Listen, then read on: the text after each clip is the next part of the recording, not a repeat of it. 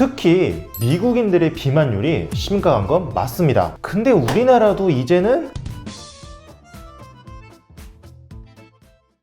안녕하세요, 살빼남입니다. 자, 외국, 특히 미국에 사는 분들이 있으시거나 아니면 영화나 이런 데서 보셔도 미국 사람들이 좀 더 비만 비율이 높은가 하는 생각 드신 적 있을 거예요. 자, 그런데 실제로 그게 맞습니다. 자, 그렇다면 도대체 왜 미국의 비만인의 비율이 좀 더 많은 거고 도대체 뭘 어떻게 하고 뭘 먹길래, 자, 그리고 한국은 과연 괜찮은 걸까요? 한번 보도록 하겠습니다.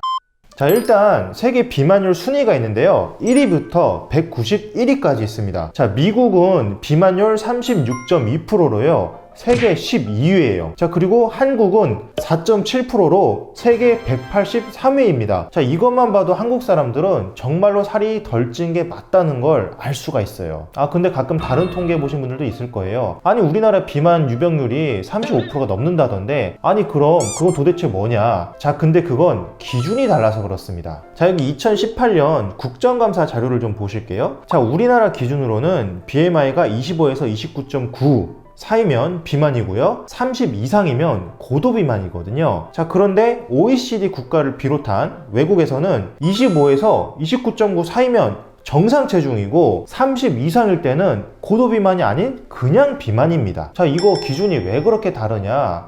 이거는 우리나라만 아직도 2000년도에 제정된 아시아 태평양 지역 비만 기준을 그대로 사용하고 있기 때문에 그런 거예요. 자, 그래서 우리나라 비만 유병률은 35%가 아니고 앞서 말씀드린 대로 5% 내외입니다. 미국 사람들이 비만이 좀 더 많은 거에 무슨 이유가 있는 걸까요? 첫 번째, 먹는 음식의 양이 다르다. 섭취하는 음식량이 정말 큰 차이가 납니다. 여기 사진 하나 보여드릴 건데요, 여기 콜라 사이즈만 보셔도 알 수 있어요. 자, 이 그림은 일본하고 미국의 콜라 컵 사이즈를 비교한 건데요, 정말 확연한 차이가 나죠. 먹는 음식의 종류가 많이 다르다. 자, 양만 차이가 나는 게 아니라 이 먹는 음식 종류도 굉장히 많이 다릅니다. 우리나라에서 운동을 하고 다시 미국으로 돌아가셨던 미국인 운동선수가 있거든요. 바로 디온테 버튼 선수의 이야기가 있는데요. 자, 여기 보시면 디온테 선수는 평소 우리나라 식품을 좀 즐겨 먹으면서 건강도 되찾고 다이어트 성공해서 체중 감량이 많이 되었다고 해요. 자, 그럼 도대체 우리나라 음식을 뭘 먹었을까요? 건강에 좀 청국장? 밥? 그런 걸 먹었나? 네, 아니고요, 라면입니다. 이 디온테 버튼 선수가 좋아하셨던 음식이 라면이나 국수, 떡볶이 이런 거를 드시면서 건강하게 먹었다고 생각을 하셨다고 합니다. 자, 그런데 이게 왜 그러냐 생각을 해보면, 자, 이 선수가 원래 미국에서 살면서 먹던 음식을 생각해보면 치킨, 콜라, 햄버거, 피자, 그리고 아니면 설탕, 소금, 기름진 거, 자, 이런 음식들을 엄청나게 먹었을 텐데, 그런 음식들을 먹다가 국수나 라면을 먹었을 때도 오히려 건강한 음식이다 라고 느끼게 되었던 거죠.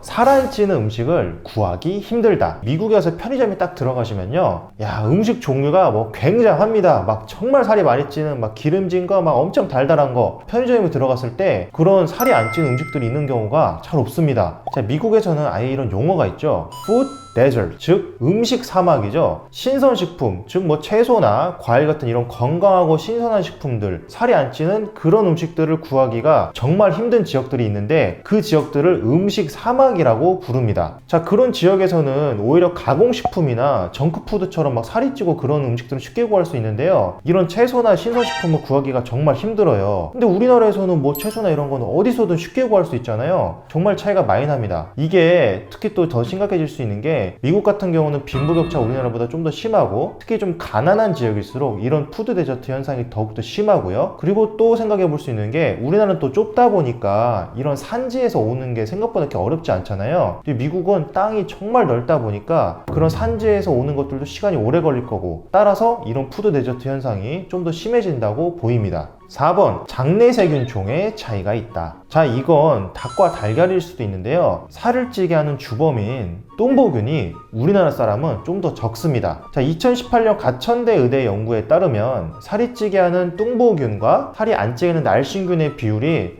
우리나라 사람들은 1대 1입니다. 자, 그런데 미국인의 경우에는 좀 날씬한 사람도 뚱보균이 3배 정도는 되고요. 날씬하지 않고 좀 비만인 사람들은 뚱보균이 10배 정도나 됩니다. 자, 이거 왜 그럴까요? 자, 이건 식습관의 차이일 수도 있는데요. 자, 이거는 뚱보균이 생기는 주요 원인 중에 하나가 단순 당질, 즉 설탕을 좀 많이 먹는 거랑 육류, 고기를 많이 먹는 것 때문에 그런데, 자, 미국 같은 경우는 아무래도 우리나라보다 설탕이 좀 더 많이 들어가고 단순 당질을 좀 더 많이 섭취하는 경향이 있고요. 고기도 우리나라보다 더 많이 먹습니다. 자, 그런 차이도 있을 수 있다고 봅니다.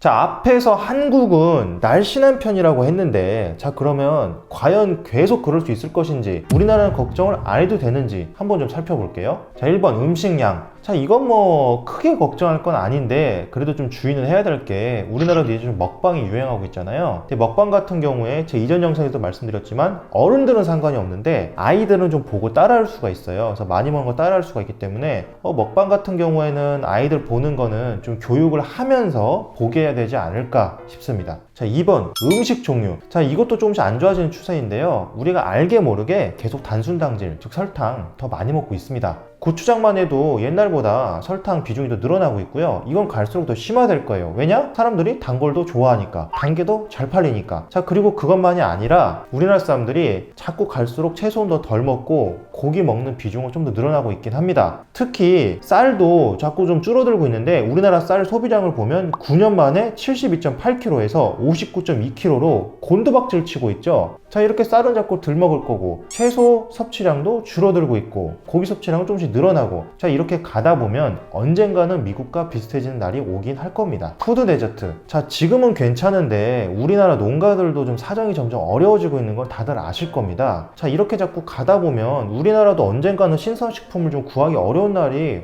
오겠죠. 자, 그리고 그런 문제뿐만이 아니라 이게 빈부격차 때문에도 푸드 데저트 현상이 더 심화될 수 있는데요. 자, 우리나라도 결식아동들 같은 경우에는 이 급식카드로 좀 밥을 먹는데, 그 급식카드로 거의 다 편의점이나 그런 데 가서 간편식품으로만 좀 때운다고 하죠. 그런 아이들이 이걸로 채소를 사 먹거나 해가지고 뭐 그렇게 건강하게 먹으면 좋은데, 그럴 확률보다는 그냥 간편식품, 가공식품을 먹는 확률이 훨씬 더 높다고 합니다. 자, 우리나라도 점점 문제가 되고 있죠. 4번 장내세균 문제. 자, 이건 앞서도 말씀드렸지만 우리나라도 이 당질 섭취가 늘어나고 육류 소비가 늘어나고 있기 때문에 방심할 문제는 절대 아닙니다.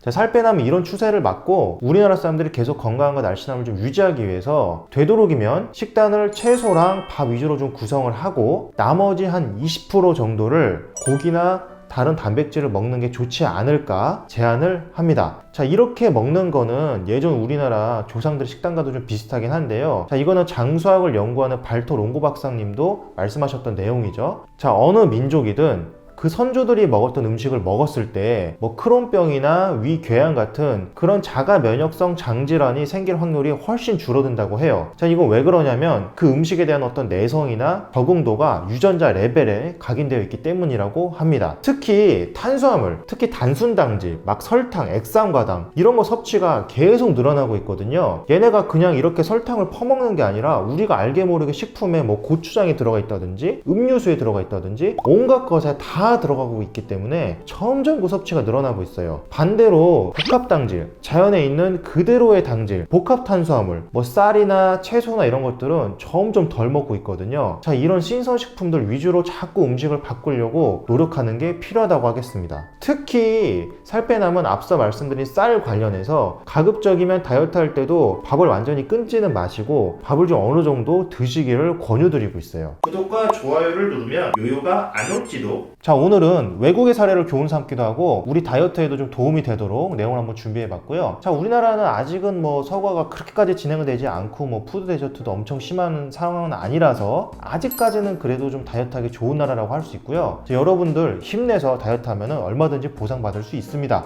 다만 앞서 말씀드린 것처럼 이 푸드 데저트 현상이 좀 심각해지고 있는 게 정말 좀 걱정이 되고요. 최근에도 참 안타까운 일인데 이 라면 형제가 라면을 끓여 먹다가 변을 당하는 그런 정말 가슴 아픈 일이 있었죠. 자, 이런 일들이 참 일어나고 있는 게 참 안타깝고요. 우리 앞으로 어른들도 이 아이들에게 바른 먹거리, 건강한 먹거리를 자꾸 교육해주고 그냥 급식 카드만 딱 주고 끝날 게 아니라 어떻게 하면 이런 건강 음식들을 내가 해먹을 수 있을지 그런 교육을 하는 것도 정말 정말 중요하다고 생각합니다. 이상 여러분의 다이어트 가이드 살빼남 브로콜리였습니다. 감사합니다.